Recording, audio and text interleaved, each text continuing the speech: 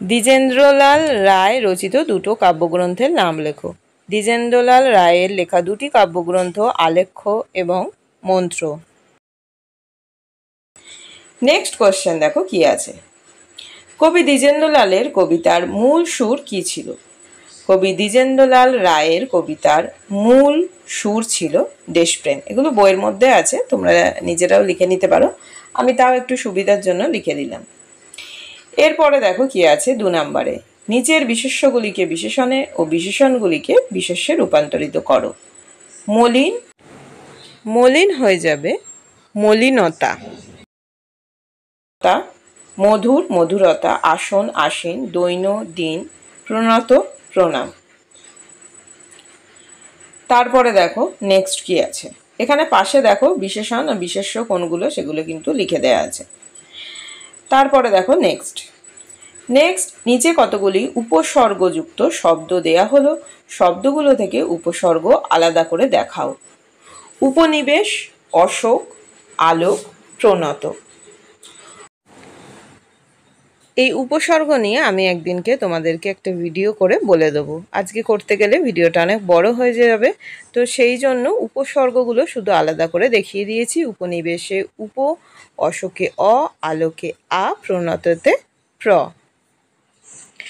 তারপরে দেখো নেক্সট কি আছে। নিচের বাক্যগুলির উদ্দেশ্য ও বিধেয় অংশ ভাগ করে দেখাও। 4-এর 1-এ আছে কেন গো মা তোর মলিন বেশ। এখানে উদ্দেশ্য দেখো, উদ্দেশ্য এখানে হচ্ছে মা, বিদেহ কেন গো তাও মলিন বেশ। তারপরে নেক্সট দেখো, তোমরা জানো আগে আমি বলেছি যে উদ্দেশ্য সম্বন্ধে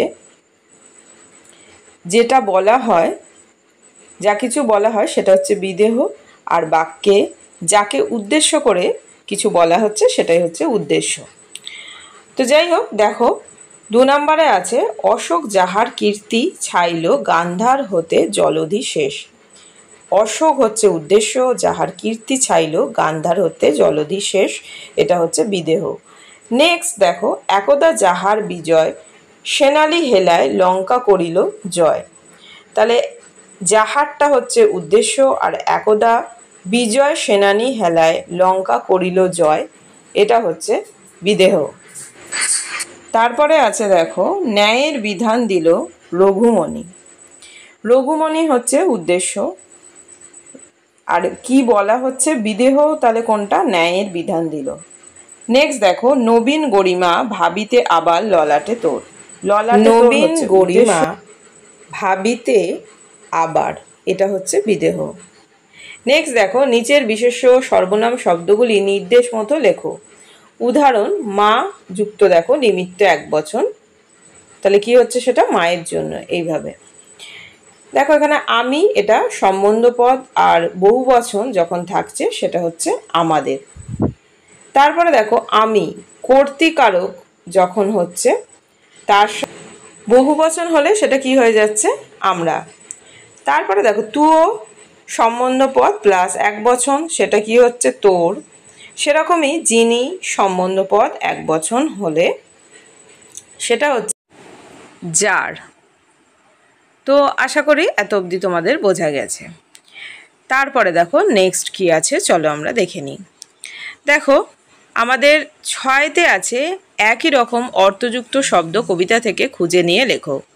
গৌরব, সুর, মুক্তি, নতুন, জলধি। তো গৌরব কি হবে? কীর্তি। সুর কি হবে? তান। মুক্তি মোক্ষ। নতুন নবীন। জলধি অর্ণব।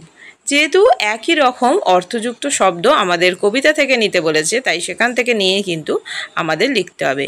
নেক্সট দেখো নিম্নলিখিত প্রত্যেক ব্যক্তি ও প্রতিটি স্থান সম্পর্কে 2-4টি বাক্য লেখো। বুদ্ধ, রঘুমণি, নিমাই, চণ্ডীদাস। বুদ্ধ ভগবান তথাগত নামে তিনি পরিচিত ছিলেন। গৌতম নামে কপিলাবস্তু নগরীর রাজকুমার রূপে জন্মেও মানুষের মুক্তির জন্য চিন্তা করতেন। মানুষের মুক্তির উপায় খুঁজতে তিনি তপস্যা করেন ও বুদ্ধ নামে পরিচিত হন। তার প্রচারিত ধর্মমত কি নামে পরিচিত? বৌদ্ধ ধর্ম নামে পরিচিত। তারপরে নেক্সট রঘুমণি শ্রী চৈতন্যের সময় নবদ্বীপে জন্মগ্রহণ করেন। তিনি ছিলেন ন্যায়শাস্ত্রে সুপণ্ডিত এক মানুষ। তিনি নবদ্বীপকে নব ন্যায়চর্চার প্রধান কেন্দ্ররূপে গড়ে তোলেন, যা ভারতীয় যুক্তিশাস্ত্রের সর্বোচ্চ বিকাশে প্রতিনিধিত্বশীল মর্যাদা লাভ করে। নেক্সট দেখো কি আছে। চণ্ডীদাস। কবি চণ্ডীদাস পদাবলী সাহিত্যের জনপ্রিয় কবি। রাধাকৃষ্ণের প্রেমলীলা বিষয়ক তার পদগুলি আজও সকলকে মুগ্ধ করে। চণ্ডীদাস ছিলেন কেবল ভক্ত কবি নন, তিনি মানবপ্রেম ও সত্যের কবি। তার পদাবলীতে ভক্তিরস, শৃঙ্গার রস এবং মানবতাবাদ এক অনন্য সংমিশ্রণ তৈরি করেছে। তারপরে নেক্সট, নিচের প্রশ্নগুলি কয়েকটি বাক্যে উত্তর লেখো। কবি দেশকে কি কি নামে সম্বোধন করেছেন? এগুলো কিন্তু আমি যখন তোমাদের একদম এগুলো পুরো লাইন ওয়াইজ লাইন পড়িয়ে বিষয়বস্তুটা বুঝিয়ে দিয়েছি, কেউ যদি না দেখে থাকো এটা কিন্তু দেখে নিতে পারো চ্যানেলে গিয়ে। কবি দেশকে নানা নামে সম্বোধন করেছেন, যেমন মা, বঙ্গ, জননী, সাধনা, দেবী, ধাত্রী, স্বর্গ নামে সম্বোধন করেছেন। তো যেটা বলছিলাম, তোমরা চ্যানেলে গিয়ে এর বিষয়বস্তুটা দেখে নিও।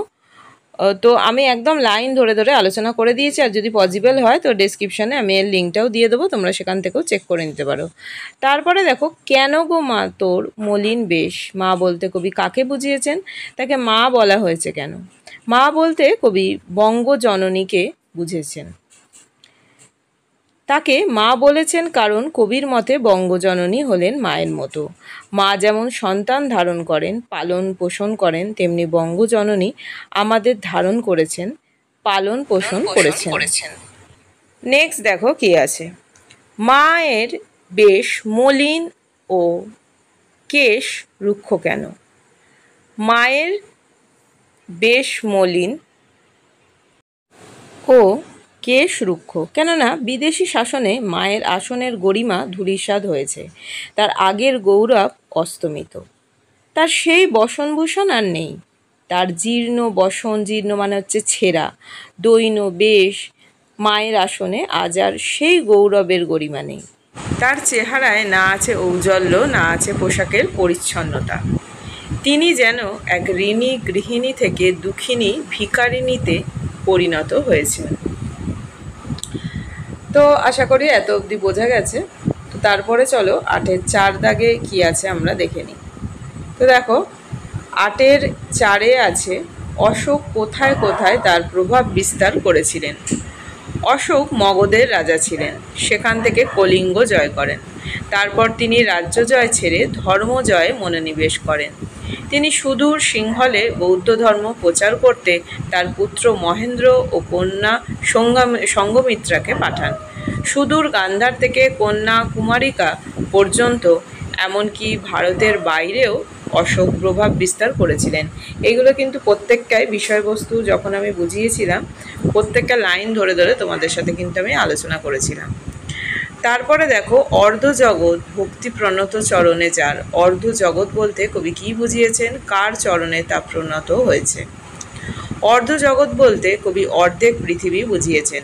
গৌতম বুদ্ধ সারা ভারতব্যাপী যে বৌদ্ধ ধর্মের প্রচার করেন তা ক্রমে ভারতের সীমা অতিক্রম করে পৃথিবীর নানা দেশে ছড়িয়ে পড়ে। সম্রাট অশোক পৃথিবীর নানা দেশে প্রতিনিধি পাঠান, ফলে পৃথিবীর বহু দেশেই বৌদ্ধ ধর্ম প্রভাব বিস্তার করে। ভগবান বুদ্ধের চরণে প্রণত হবার কথা বলা হয়েছে।